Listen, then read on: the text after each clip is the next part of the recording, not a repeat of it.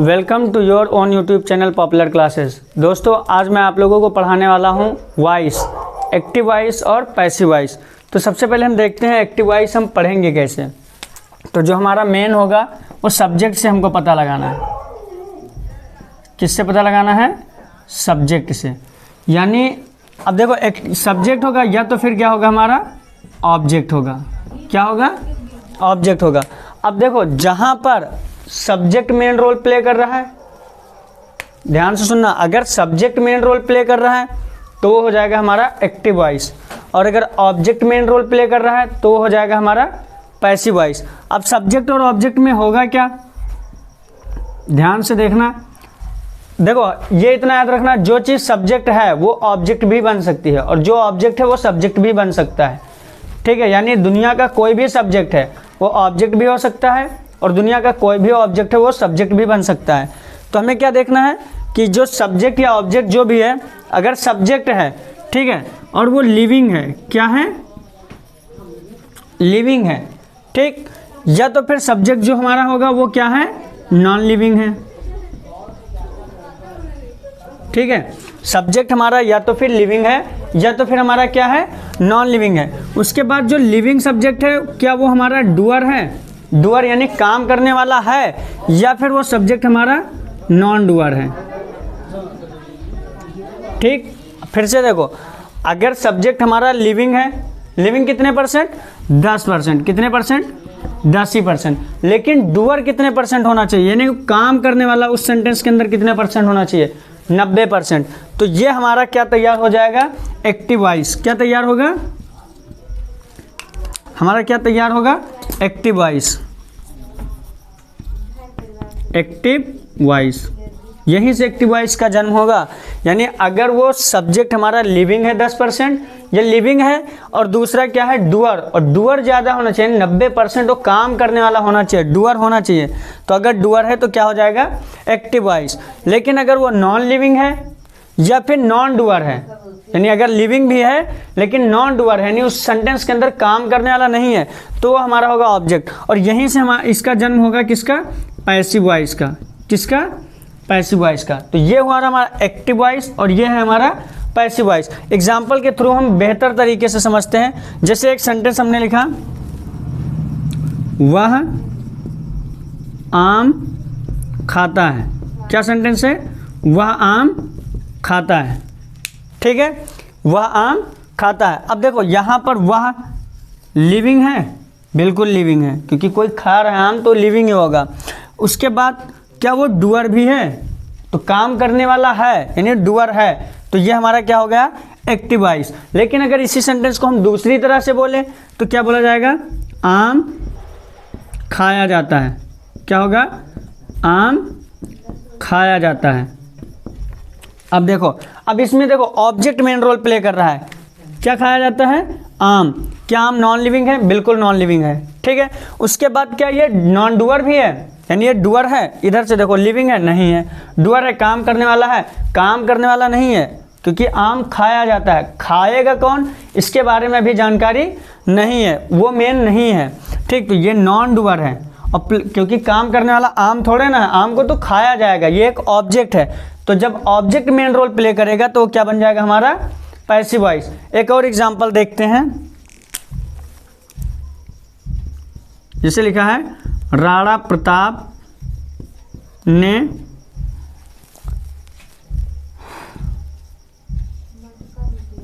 हजारों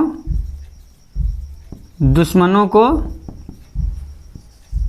मार गिराया या मारा। एग्जाम्पल है, राणा प्रताप ने हजारों दुश्मनों को मारा। ठीक है, अब देखो यहाँ पर किसकी बात हो रही है? किसने मारा? राणा प्रताप ने। ठीक है, तो महाराणा प्रताप लिविंग है प्लस डूअर भी है, यानी इन्होंने ही मारा। ठीक है, ये काम करने वाले हैं, डूअर हैं, तो ये हमारा क्या हो गया? Active voice. लेकिन अगर हम ये बोलें, हजारों दुश्मन मारे गए, अब चाहे उसके आगे लिख दे राणा प्रताप जी के द्वारा, तो उससे कोई मतलब नहीं। मेन क्या है कि बात किसकी हो रही है? सब्जेक्ट इसमें क्या माना गया? हजारों दुश्मन की बात हो रही है ना। तो जो हजारों दुश्मन है वो एक तो नॉन लिविंग है कि लिविंग है, यहाँ पर देखें तो वो लिविंग है, ठीक, लेकिन कितने परसेंट, 10% में आएगा। उसके बाद डूअर है, डूअर नहीं है, ये क्या है, नॉन डूअर है, ठीक, ये क्या है, नॉन डूअर है, क्योंकि काम करने वाले नहीं है। तो अगर नॉन डूअर है 90%, तो ये क्या हो जाएगा हमारा पैसिव वॉइस, क्योंकि किसने मारा उसकी बात नहीं हो रही है, बात हो रही है कि मारा कौन गया, यानी ऑब्जेक्ट को मेन माना गया है। तो जब ऑब्जेक्ट को मेन माना जाएगा तो वो हो जाएगा हमारा पैसिव वॉइस, और अगर सब्जेक्ट को मेन माना जाएगा तो हमारा हो जाएगा एक्टिव वॉइस। अब देखते हैं ये बनेगा कैसे, बनेगा कैसे। देखो एक्टिव वॉइस का रूल क्या है, यानी एक्टिव वॉइस के अंदर भी क्या होगा, सब्जेक्ट होगा, ठीक है, और पैसिव वॉइस के अंदर भी क्या होगा, सब्जेक्ट होगा, बस वो सब्जेक्ट यहाँ पर ऑब्जेक्ट का आएगा। उसके बाद क्या होगा, यहाँ पर भी हेल्पिंग वर्ब आ सकता है या फिर मेन वर्ब भी हो सकता है डायरेक्ट एक्टिव में, लेकिन पैसिव वॉइस में हेल्पिंग वर्ब 100% आना ही आना है, बिना हेल्पिंग वर्ब के पैसिव वॉइस नहीं बनेगी, एक्टिव वॉइस बन सकता है।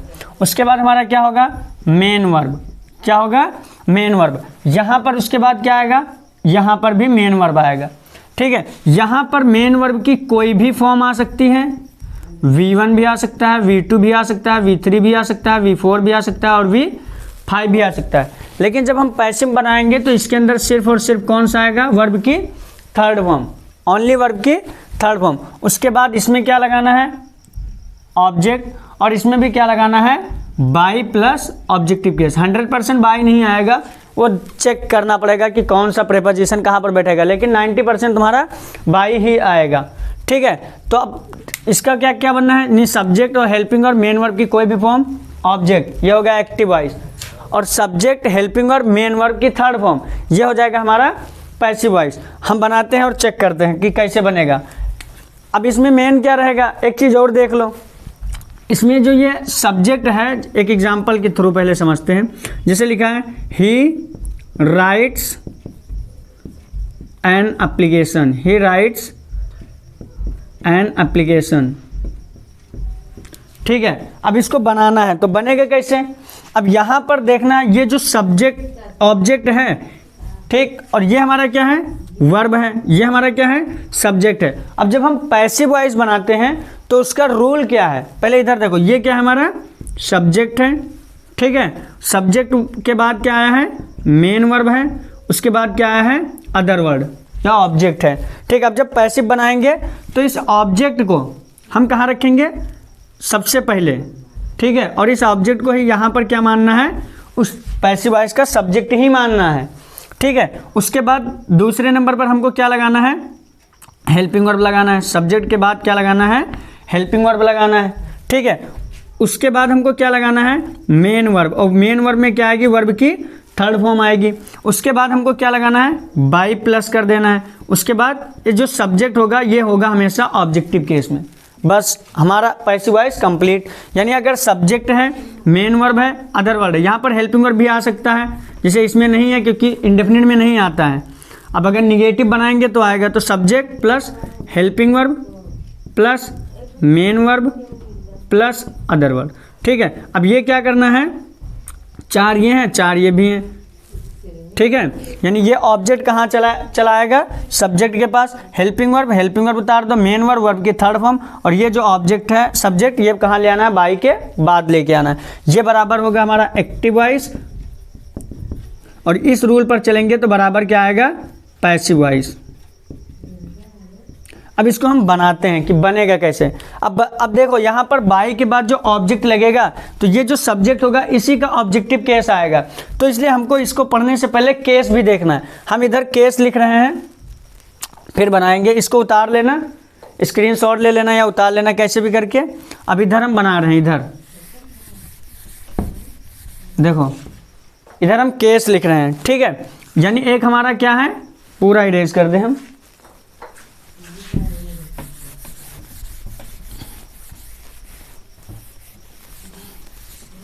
देखो एक तो हमारा क्या है, सब्जेक्टिव केस, और दूसरा हमारा क्या है, ऑब्जेक्टिव केस। नहीं दिख रहा है, चलो और नीचे कर देते हैं इसको हम। देखो फिर से लिख रहे हैं, ये क्या है हमारा सब्जेक्टिव केस और दूसरा क्या है, ऑब्जेक्टिव केस।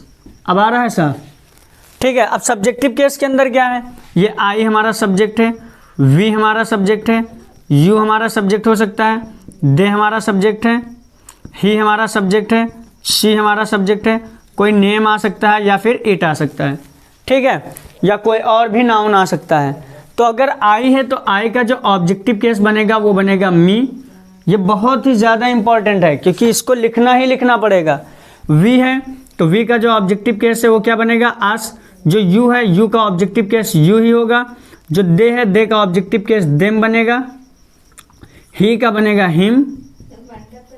शी है तो सी का ऑब्जेक्टिव केस क्या बनेगा, हर। और नेम है तो नेम का हमेशा क्या रहेगा, नेम ही रहेगा। कोई नाउन आ गया तो नाउन का नाउन ही रहेगा, यानी जो प्रॉपर नाउन होगा और जो प्रनाउन होगा उसी को केवल हमें चेंज करना है, ठीक है, नेम का नेम ही रखना है। अब बनाएंगे हम, यानी अगर आई है सब्जेक्टिव केस, जब उसका ऑब्जेक्टिव केस बनेगा ना, जैसे ये ही लिखा है तो ये जब ऑब्जेक्ट बनेगा तो इसका ऑब्जेक्टिव केस ही लिखना पड़ेगा। तो ही का क्या हो जाएगा, हिम। अगर आई है तो क्या हो जाएगा, मी। अगर वी है तो क्या हो जाएगा, अस, ठीक है। तो अब ये वाला हम बनाते हैं, देखो कैसे बनेगा। ही राइट्स एन एप्लीकेशन, ठीक है।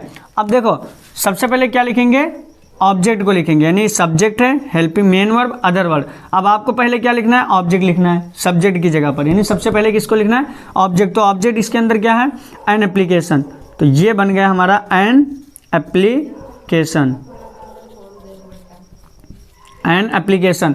अब उसके बाद हमको टेंस के अकॉर्डिंग, यानी जो ये वर्ब है, वर्ब ही को हम टेंस बोलते हैं, ये जो वर्ब है ना इसी के अकॉर्डिंग हमको हेल्पिंग वर्ब लगानी है। अब वर्ब हमारा कौन सा है, फिफ्थ फॉर्म है, ठीक है, नहीं वर्ब की फर्स्ट फॉर्म में एस या एस। तो अगर हमारा वर्ब की फर्स्ट फॉर्म में एस या एस वाला है या फिर वर्ब की फर्स्ट फॉर्म है तो उसमें हम इज एम आर लगाएंगे। अभी हम ऊपर लिख रहे हैं, क्या लगाएंगे, इज एम आर। तो अब यहाँ पर एन एप्लीकेशन, एक एप्लीकेशन की बात हो रही है तो यहाँ पर हमको क्या लिखना पड़ेगा, इज।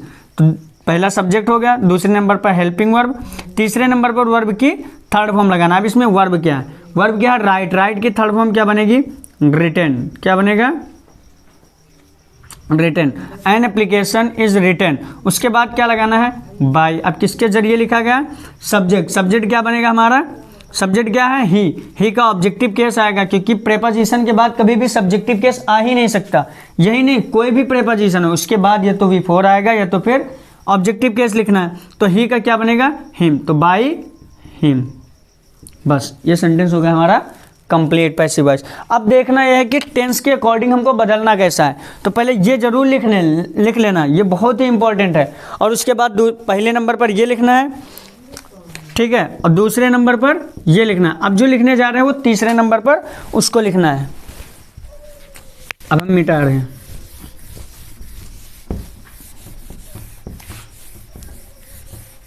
अब हमको क्या करना है, वर्ब के हिसाब से लिखना है, ठीक है। अगर हमारा जो वर्ब होगा या तो वो V1 होगा या तो V2 होगा या तो V3 होगा या तो फिर V4 होगा या तो फिर V5 होगा। अगर हमारा V1 है तो यानी इस टेंस की जो V1 आएगा तो इस टेंस की हेल्पिंग वर्ब हमारी क्या बनेगी, या तो डू होगा या तो फिर डज होगा, ठीक है। और V1 और V5 दोनों हम सेम ही लिख देते हैं एक जगह क्योंकि दोनों एक ही टेंस है, ठीक है। और इस टेंस का नाम क्या है, जहाँ पर V1 और V5 यूज होगा उस टेंस का नाम है इंडेफिनिट। क्या नाम है, इंडेफिनिट टेंस, ठीक है। दूसरा हमारा V2 है, तो जब वर्ब की सेकेंड फॉर्म है तो उसमें हेल्पिंग वर्ब क्या आती है, डिड, ठीक है। और ये भी हमारा क्या होता है, इंडेफिनिट होता है। ये भी हमारा क्या होता है, इंडेफिनिट। लेकिन ये क्या है, प्रेजेंट का होता है, ये क्या होता है, प्रेजेंट का होता है, और ये हमारा क्या होता है, पास्ट का होता है। इतना अंतर होता है, यानी दोनों इंडेफिनिट ही हैं, ठीक है। अगर वर्ब की थर्ड फॉर्म है तो इसको कैसे पहचानेंगे, इससे पहले क्या आएगा, हैज़ आएगा या फिर हैव आएगा या तो फिर हैड आएगा, उसके बाद वर्ब की थर्ड फॉर्म आएगा। और इस टेंस का नाम हम देते हैं परफेक्ट। क्या नाम होता है इस टेंस का, परफेक्ट। अब बात है V4 की। V4 में क्या आता है, या तो इज आएगा या तो एम आएगा या तो फिर आर आएगा। अगर पास्ट में होगा तो V4 में क्या आएगा, वाज आएगा या तो फिर वर आएगा। और इस टेंस का नाम क्या होता है, कॉन्टिन्यूअस। क्या होता है, कॉन्टिन्यूअस, ठीक है। अब देखना है इसमें हमको बदलना क्या है। अब देखो अगर हमारा V1 है या V5 है तो इसमें हमको जोड़ना होगा अपने पास से, क्या लगाना होगा, हेल्पिंग वर्ब, ब्लैक से ही लिख रहे हैं, क्या लगाना होगा, इज या तो फिर एम या तो फिर आर। यानी अगर हमारा एक्टिव वॉइस इंडेफिनिट में है, यानी उसके अंदर वर्ब जो यूज हुआ है V1 या V5 यूज हुआ है, तो उसमें हमें हेल्पिंग वर्ब क्या लगाना है, इज एम आर। अगर डू डस भी आ रहा है तब भी हमको क्या करना है, इज एम आर ही लगाना है। उसके बाद क्या है, डिड, यानी पास्ट इंडेफिनिट। अगर पास्ट की बात हो रही है तो हमको क्या लगाना है, यहाँ पर वाज लगाना है या तो फिर वर्ब लगाना है। कहने का मतलब इसमें पूरा बी की ही फॉर्म आएगी, बी की पूरी फॉर्म आएगी। अभी देख लेना। फिर क्या, हैज़, हैव, हैड। अगर आ रहा है हैज़, हैव, हैड और वर्ब की थर्ड फॉर्म, तो हमको इसमें ये तो रहेगा ही रहेगा जो भी है टेंस, उसके बाद हमको इसमें क्या बढ़ाना होगा, बीन बढ़ाना होगा। क्या लगाना होगा, बीन लगाना होगा। अगर V4 आया है यानी ING फॉर्म आई है, यानी कंटिन्यूअस आई है, तो उसमें हमको क्या बढ़ाना होगा, बीइंग बढ़ाना होगा। क्या बढ़ाना होगा, यानी कहने का मतलब इसके अंदर जो भी आएगा वो किसकी फॉर्म आएगी, पैसिव वॉइस के अंदर बी की ऑल फॉर्म आएगी, सभी फॉर्म आएंगी। यानी बी में बी की प्रेजेंट फॉर्म क्या है, इज है, एम है, आर है। ठीक, बी की पास्ट फॉर्म क्या है, वाज है, वर है। बी की थर्ड फॉर्म क्या है, बीन है। और बी की फोर्थ फॉर्म क्या है, बीइंग है। यानी इसके अंदर सेंटेंस के अकॉर्डिंग ही बी की सारी फॉर्म लिखना है। ठीक, अब हम सेंटेंस बनाते हैं और देखो बनेगा कैसे। अब देखो जैसे सेंटेंस है, ही इज राइडिंग अ बाइक। वो कोई बाइक चला रहा है, यानी वो एक बाइक चला रहा है। अब हमको ये है एक्टिव वॉइस, क्योंकि यहाँ पे डूअर कौन है, ही, वो काम करने वाला है। बात किसकी हो रही है, इसी की हो रही है। जब हम पैसिव बनाएंगे तो हम ऑब्जेक्ट को मेन लेंगे। तो यहाँ पर ये हो गया हमारा सब्जेक्ट, ये हो गया हेल्पिंग वर्ब, ये हो गया मेन वर्ब और ये हो गया हमारा अदर वर्ड यानी ऑब्जेक्ट। अब इस ऑब्जेक्ट को सबसे पहले लिखेंगे, तो इस ऑब्जेक्ट का क्या लिखेंगे, अ बाइक। अब देखो यहाँ पर वर्ब की कौन सी फॉर्म है, मेन वर्ब की फोर्थ फॉर्म है। फोर्थ फॉर्म में हमको जो हेल्पिंग वर्ब वो तो लिखना है, लेकिन प्लस क्या करना है, बीइंग। तो अ बाइक, अब एक बाइक है तो इज आएगा, इससे कोई लेना देना नहीं कि यहाँ पर इज है। ठीक, अगर यहाँ पे बाइक्स होता तो हमको यहाँ पे आर करना पड़ता, लेकिन यहाँ पर एक बाइक की बात हो रही है तो हमको भी इज ही लगाना है।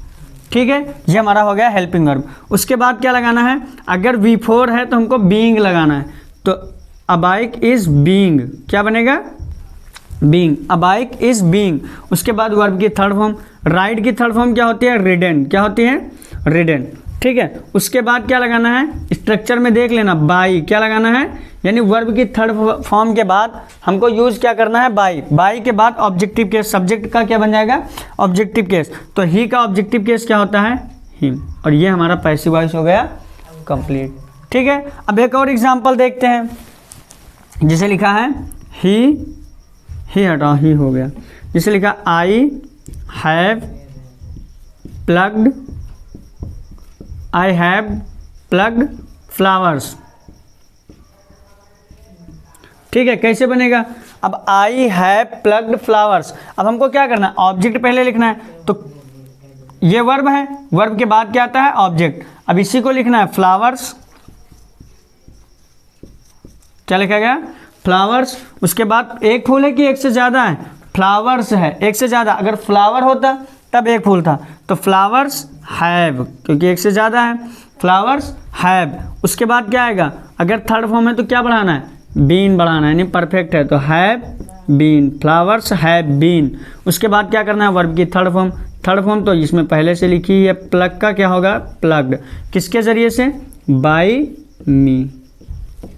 ठीक है, पैसिव वॉइस हमारा हो गया कंप्लीट। अब देखो अगर ये निगेटिव सेंटेंस होता, जैसे लिखा he is riding a bike, negative होता he is not riding a bike, तो आपको भी करना क्या है, हेल्पिंग वर्ब के बाद ही नॉट लगाना है। ये मैं बहुत पहले पढ़ा चुका हूँ कि नॉट कहाँ आएगा, हमेशा हेल्पिंग वर्ब के साथ ही प्लस कर देना है।